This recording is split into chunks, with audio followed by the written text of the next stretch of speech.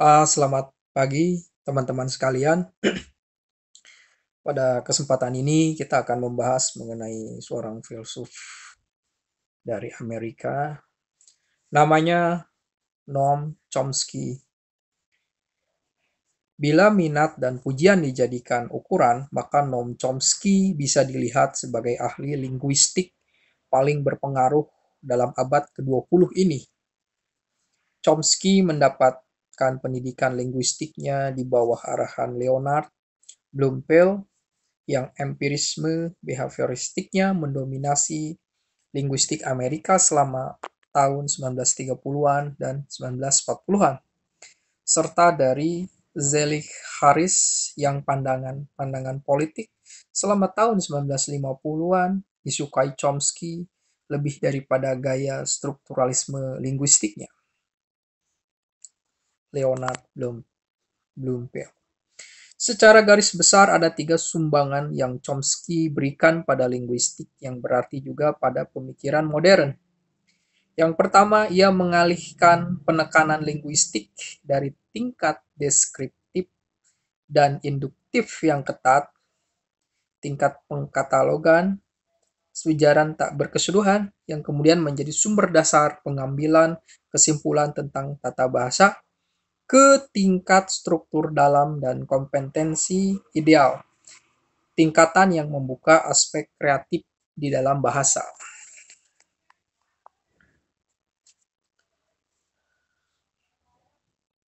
Singkatnya, Chomsky menunjukkan bahwa bahasa itu lebih dari sekedar tindakan materialnya.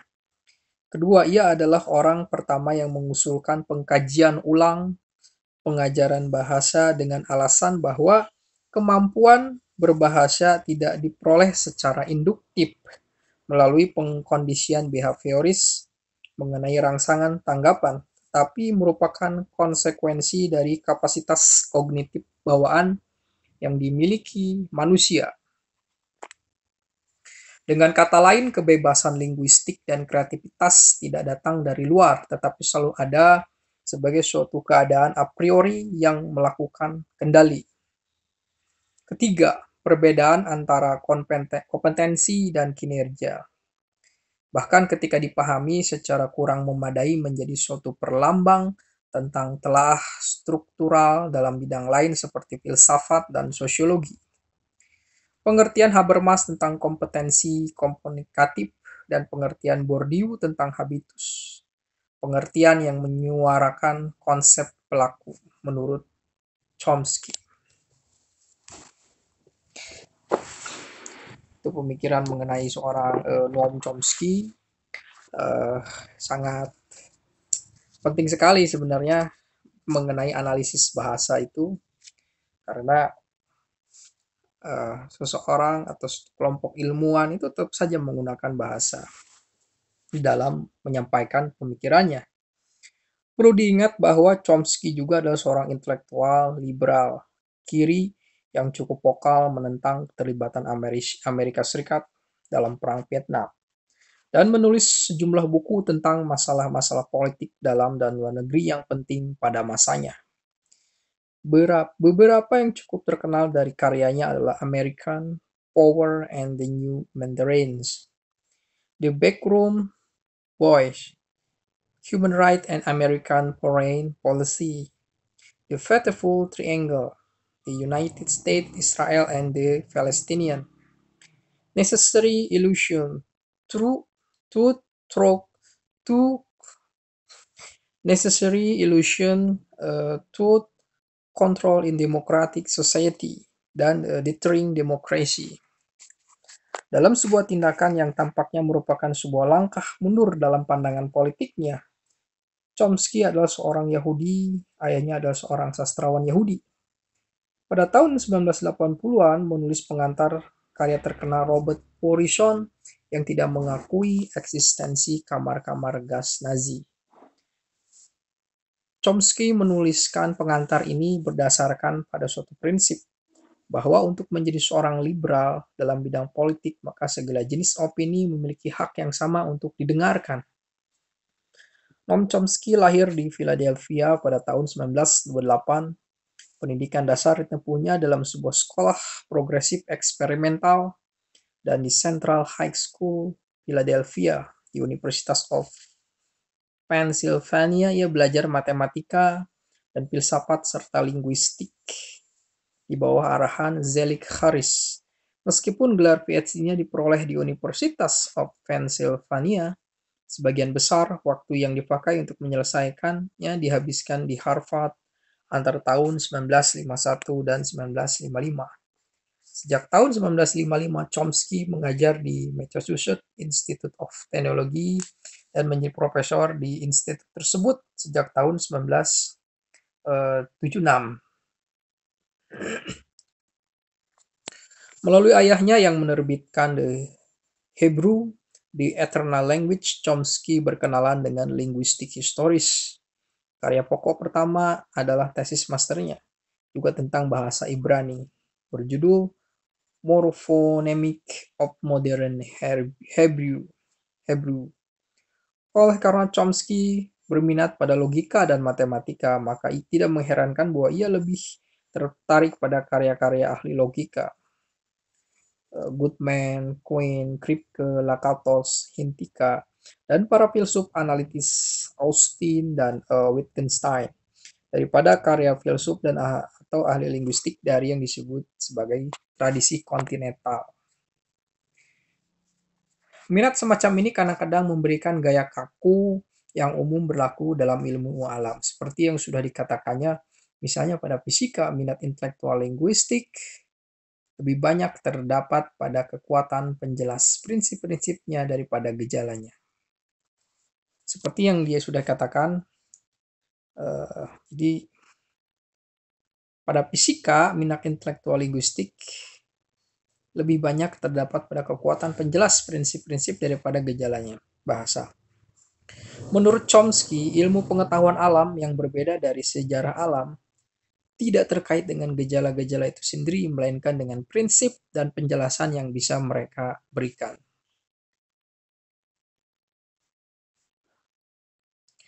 Pendekatan semacam itu yang tampak juga dalam logika, mensyaratkan bahwa gaya-gaya tertentu, penggunaan notasi, format pemakaian contoh-contoh kecil, dan metode idealisasi dianggap sudah menjadi aksioma dan pada umumnya tidak perlu mendapatkan telah kritis.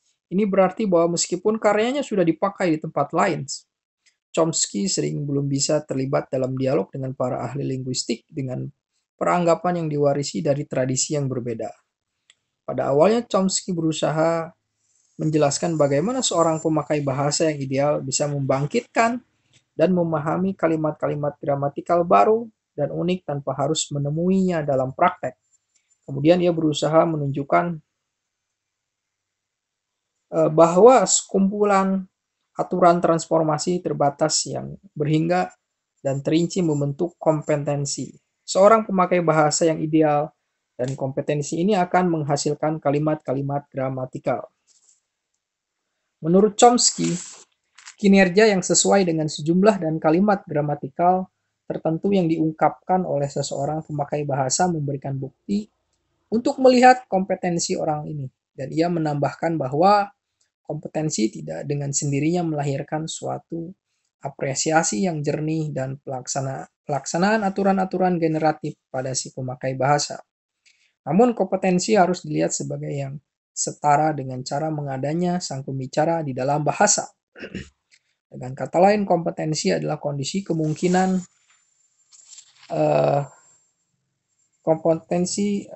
kemungkinan kemampuan berbahasa. Kompetensi menyatu dengan pembicara lebih daripada cara lain-lainnya.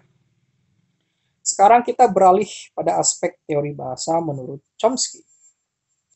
Dan pertama kita memusatkan diri pada pengertian tentang tata bahasa atau generatif. Tata bahasa adalah sejenis sistem aturan dasar secara rekursif mendefinisikan dan membentuk transformasi kalimat. Hal ini terkait dengan kompetensi dasar seorang pembicara pendengar yang ideal. Suatu kompetensi yang memungkinkan dibentuknya kalimat-kalimat sempurna dengan potensi jumlah tak terbatas.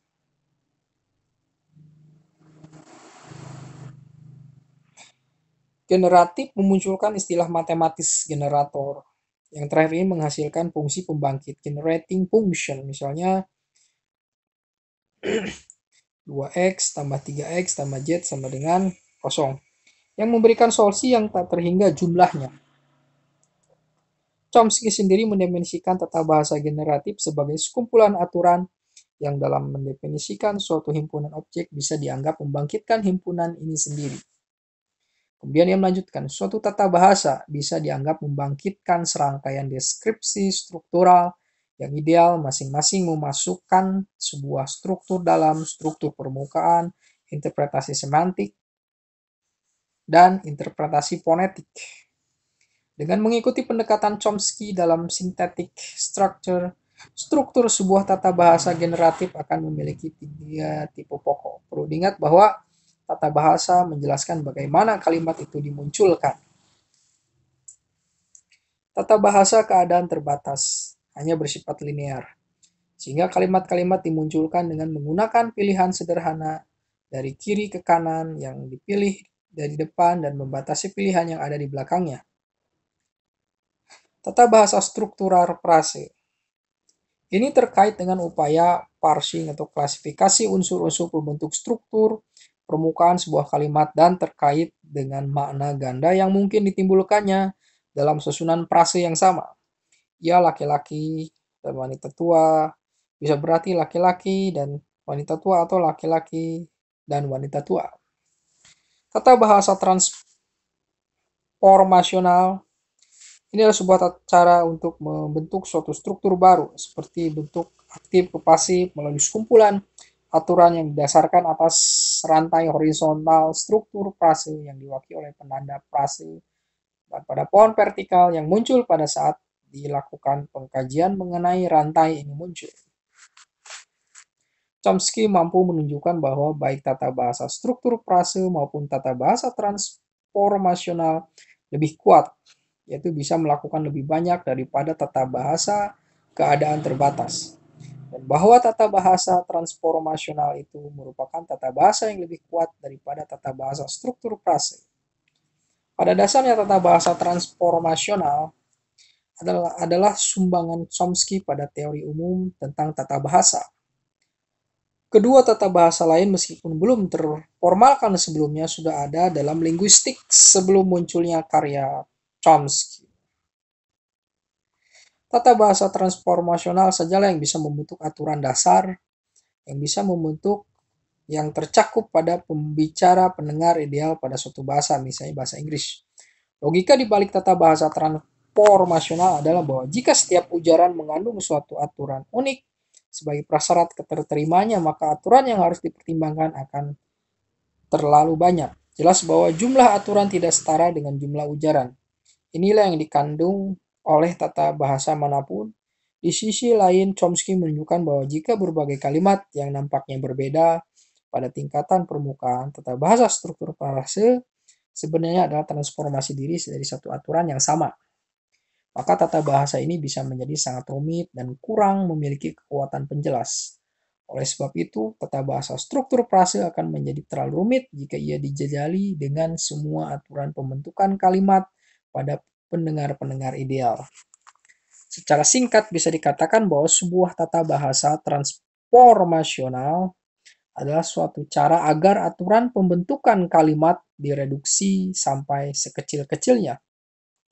Dari sudut agak berbeda, tata bahasa transformasional yang memberikan aturan-aturan kompetensi setara dengan pengertian pemikiran Chomsky tentang struktur dalam.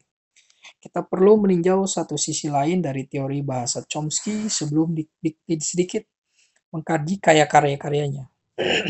Hal ini terkait dengan upayanya untuk menyederhanakan teorinya tentang tata bahasa generatif dengan mengaitkannya pada pengertian tentang kapasitas kognitif.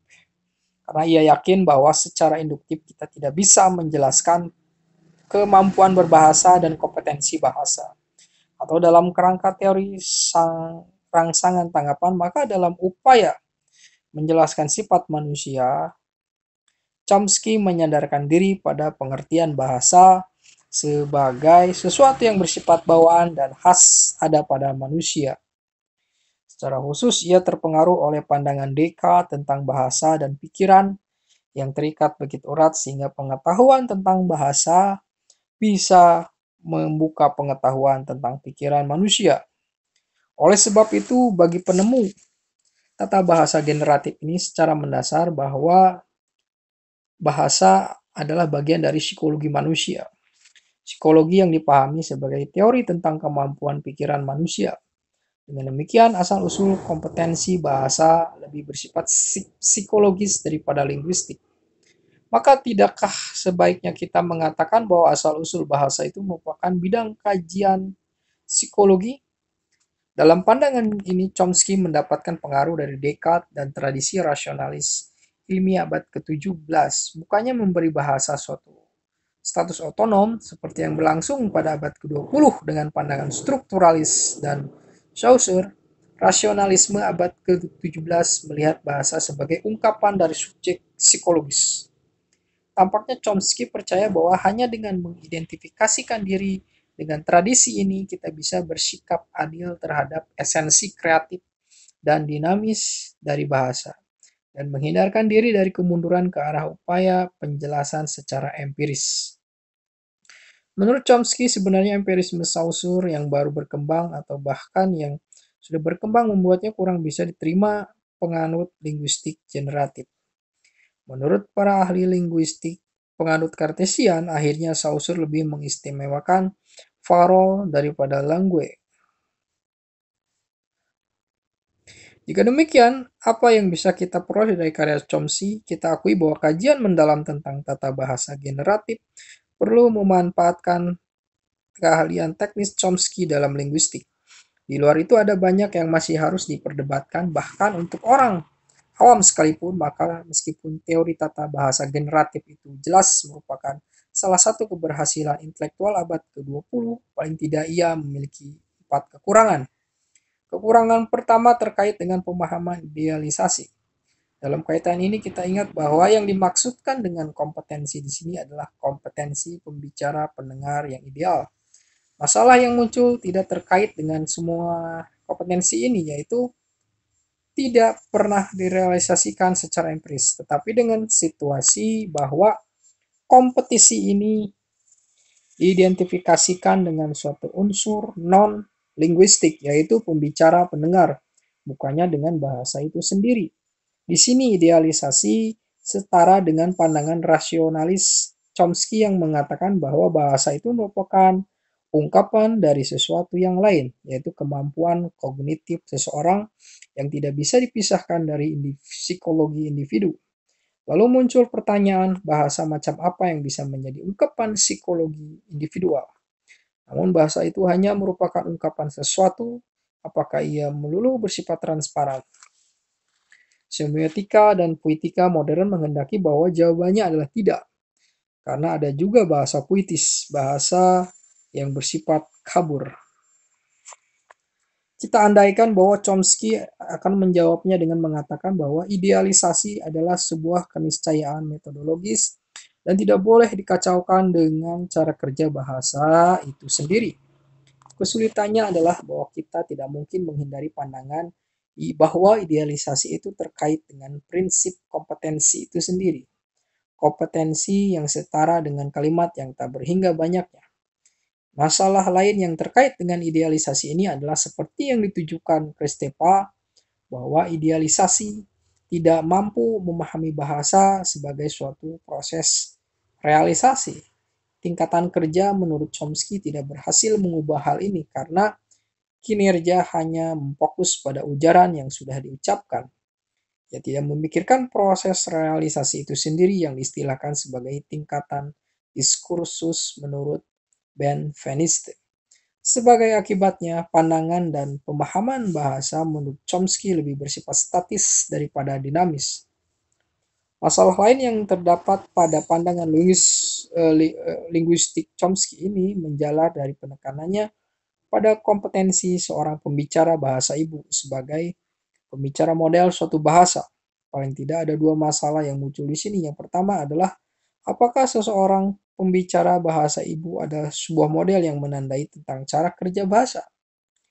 Meskipun dalam meninjau masalah ketatabahasaan, ada beberapa keuntungan bila kita mengandalkan seorang penutur bahasa ibu. Tidak bisa dipisahkan, dinyatakan bahwa secara ideal para penutur ini mendapatkan kepasihannya dengan banyak cara. Kenyataannya adalah bahwa hal ini tidak bisa dianggap berasal dari bahasa saja. Kedua, bisa dikemukakan bahwa suatu aspek pokok dari bahasa adalah kemungkinan keterjemahannya. Chomsky melupakan aspek ini dalam upayanya memberikan penekanan pada kompetensi seorang penutur bahasa. Akhirnya, tampak bahwa rasionalisme Chomsky ini merupakan sebuah reaksi berlebihan terhadap karakter behaviorisme dan empirisme dalam lingkup filosofis dan linguistik Anglo-Amerika tempat ia dibesarkan dan dididik. Sebagai akibatnya, ia sering tampak sebagai seorang rasionalis yang bersusah payah berjuang melawan kekuatan empirisme. Walaupun begitu, jelas bahwa sekarang ini perdebatan teoritis yang penting tentang bahasa dan filsafat tidak terbatas pada pertentangan yang muncul antara rasionalisme dan empirisme. Ketidakmampuan Chomsky untuk menyadari hal ini tampak merupakan suatu kelemahan yang serius. Bahasa generatif.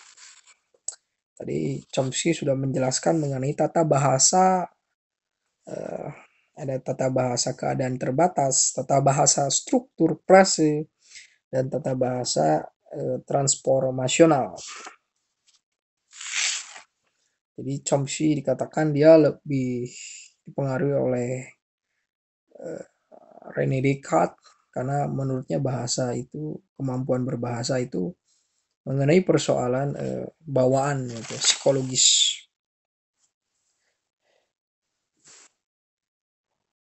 Tata bahasa, dia juga menjelaskan tentang tata bahasa sejenis sistem aturan dasar secara rekursif mendefinisikan dan membentuk transformasi kalimat. Ya, kita memang memahami sesuatu itu dengan tata bahasa. Chomsky mengatakan aturan tata bahasa lebih banyak dari ujaran atau ujaran kata itu. Ini sesuatu yang menarik untuk kita renungkan. Terus dia membahas tentang bahasa transformasional, tata bahasa transformasional, suatu cara agar aturan pembentukan kalimat direduksi sampai sekecil-kecilnya, direduksi. Jadi suatu upaya untuk mengindividuasi atau memberikan karakteristik pada kata agar kita mengetahui secara jelas dan terpilah. Mungkin inilah di sini pengaruh dari René Descartes. Nah, jaringan tata bahasa yang bersifat transformasional, itu cara agar aturan pembentukan kalimat direduksi sampai sekecil-kecilnya. Nah, clara et distincta. Ya, demikian pemikiran mengenai Chomsky. Kalau suatu hari ini lagi, kita akan membahas tentang Chomsky lagi. Logika di balik tata bahasa transformasional adalah bahwa jika setiap ujaran mengandung suatu aturan unik sebagai prasyarat keterimanya, maka aturan yang harus dipertimbangkan akan terlalu banyak. Ya, di sini memang Chomsky sangat tajam memahami tentang struktur tata bahasa atau kalimat. Terima kasih.